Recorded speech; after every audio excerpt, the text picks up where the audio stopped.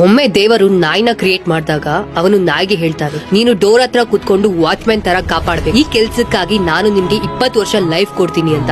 ಆಗ ನಾಯಿ ಹೇಳ್ತದೆ, ಅಯ್ಯೋ ದೇವ್ರೆ, 20 ವರ್ಷ ಬೋರಿಂಗ್ ಲೈಫ್, ಸೊ ಅದಕ್ಕೆ ನನ್ಗೆ 10 ವರ್ಷ ಸಾಕು ಅಂತ ಹೇಳ್ತಾನೆ. ಅದಾದ್ಮೇಲೆ ದೇವರು ಮಂಕಿನ ಕ್ರಿಯೇಟ್ ಮಾಡ್ತಾನೆ. ಆಗ ಮಂಕಿಗೆ ಹೀಗೆ ಹೇಳ್ತಾರೆ, ನೀನು ಜಗತ್ತಿಗೆ ಹೋಗಿ ಫುಲ್ ಮಜಾ ಮಾಡು, ಹ್ಯೂಮನ್ಸ್ ನ ಎಂಟರ್ಟೈನ್ ಮಾಡು, ಇದಕ್ಕಾಗಿ ನಾನು ನಿನ್ಗೆ 20 ವರ್ಷ ಲೈಫ್ ಕೊಡ್ತೀನಿ ಅಂತ. ಆಗ ಮಂಕಿ ಹೀಗೆ ಹೇಳ್ತದೆ, ದೇವರು ಎಂಟರ್ಟೈನ್ ಮಾಡೋಕೆ 20 ವರ್ಷ ಯಾಕೆ, 10 ವರ್ಷ ಸಾಕು ಅಂತ. ಇನ್ನ ದೇವರು ಹಸುನ ಕ್ರಿಯೇಟ್ ಮಾಡಿದಾಗ, ನೀನು ಅರ್ತ್ಗೆ ಹೋಗಿ ಹಾರ್ಡ್ ವರ್ಕ್ ಮಾಡು, ರೈತನಿಗೆ ಹೆಲ್ಪ್ ಮಾಡು, ಮಕ್ಕಳಿಗೆ ಹಾಲು ಕುಡಿಸು, ಇದಕ್ಕೆ ನಾನು ನಿಂಗೆ 60 ವರ್ಷ ಲೈಫ್ ಕೊಡ್ತೀನಿ ಅಂತ. ಆಗ ಹಸು ಹೀಗೆ ಹೇಳ್ತದೆ, 60 ವರ್ಷ ಲೈಫ್ ಸ್ಟ್ರಗಲ್, ಅಯ್ಯೋ ನನ್ಗೆ 20 ವರ್ಷ ಸಾಕು ಅಂತ. ಇದಾದ್ಮೇಲೆ ದೇವರು ಹ್ಯೂಮನ್ ನ ಕ್ರಿಯೇಟ್ ಮಾಡ್ತಾನೆ. ಆಗ ಅವನಿಗೆ ಹೇಳ್ತಾನೆ, ನೀನು ಎಂಜಾಯ್ ಮಾಡೋಕೆ, ಎಕ್ಸ್ಪ್ಲೋರ್ ಮಾಡೋಕೆ 20 ವರ್ಷ ಕೊಡ್ತೀನಿ ಅಂತ, ಫುಲ್ ಲೈಫ್ ಮಸ್ತಿ ಮಾಡ್ಬಿಡು ಅಂತ. ಆಗ ಮನುಷ್ಯ ಹೀಗೆ ಹೇಳ್ತಾನೆ, ದೇವ್ರೆ ಜಸ್ಟ್ 20 ವರ್ಷ, ದಟ್ಸ್ ನಾಟ್ ಎನಫ್. ಅದಕ್ಕೆ ದೇವರು ಮಿಕ್ಕಿದ ಎಲ್ಲಾ ವರ್ಷನ ಮನುಷ್ಯನ್ಗೆ ಕೊಡ್ತಾನೆ. ಹೀಗಾಗಿ ಹ್ಯೂಮನ್ ಲೈಫ್ ಈ ತರ ಇರುತ್ತದೆ. ಮೊದಲ 20 ವರ್ಷ ಫುಲ್ ಚಿಲ್, ಆಟ ಪಾಠ, ನೋ ಟೆನ್ಷನ್.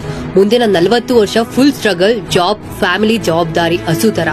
ಮತ್ತೆ ಇನ್ನ 10 ವರ್ಷ ಫುಲ್ ರಿಲ್ಯಾಕ್ಸ್, ಮಕ್ಕಳ ಸೆಟಲ್ ಅಂಡ್ ಗ್ರ್ಯಾಂಡ್ ಚಿಲ್ಡ್ರನ್ ಜೊತೆ ಟೈಮ್ ಪಾಸ್. ಕಡೆಯ 10 ವರ್ಷ ಡೋರ್ ಹತ್ತಿರ ಕುಳಿತು ಕೇವಲ ನೋಡ್ತಾ ಟೈಮ್ ಪಾಸ್ ಮಾಡ್ತಾ ಇರೋದು, ನಾಯಿ ತರ. ಇದು ನಮ್ಮ ಲೈಫ್.